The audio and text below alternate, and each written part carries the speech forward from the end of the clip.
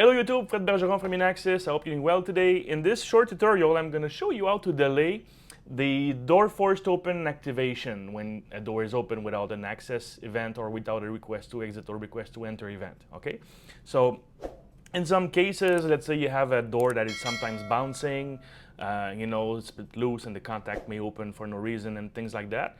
That may be a good application for that. I'm going to explain to you how it is programmed, and there's also two different ways of achieving this.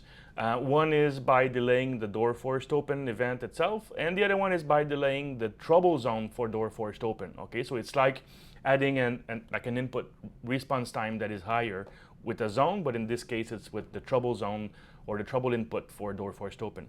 Okay,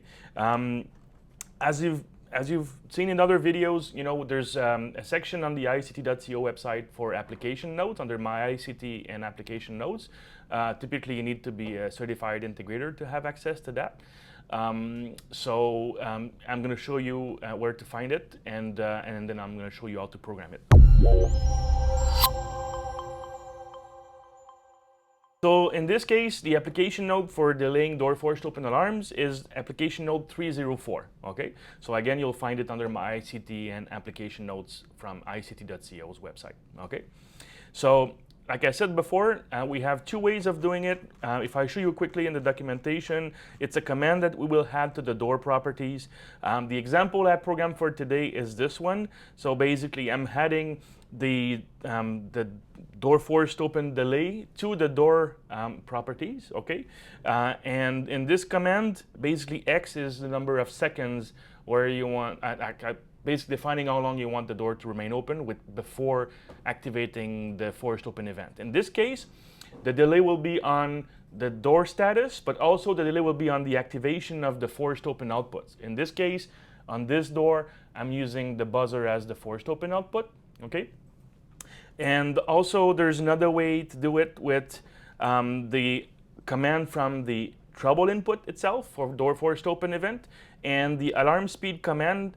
The X in the command defines one of those timings that are listed here. Okay, so these times are in milliseconds. Okay, so let's say 10 milliseconds or 50 or 100. If you pick a value that is not listed here, the system will grab the next comparable value that is available of the list. Okay, but again, for today, personally, I prefer using the delay on the door forced open status itself from the door properties, because it's also going to shut the forced open activation output. Okay, so let's have a look at how we can program this inside the Protege GX. So under the door properties, okay, so what I did for my second door, I went to the command section, and now we added the 5 seconds on the door forced open. Then you save, wait maybe 20-30 seconds or less for the download to complete, and if we look at my system status page now, you can see that the employee entrance is closed and locked. If I force the door like that, you see I see the door as open, so no forced open yet. It stays open. Now we have the 5 seconds delay. Now the door shows as forced open, and when I release it or restore the zone, sorry, the output will deactivate and the door goes back to close and lock. Okay, so again, this was a very short tutorial, but it shows how to delay the activation of the door forced open status and also delay the activation of the forced open output that is assigned to the door under the Outputs tab. Okay, so again, thanks for watching. I hope you liked the video. Please hit the subscribe button and the like button on the video, please.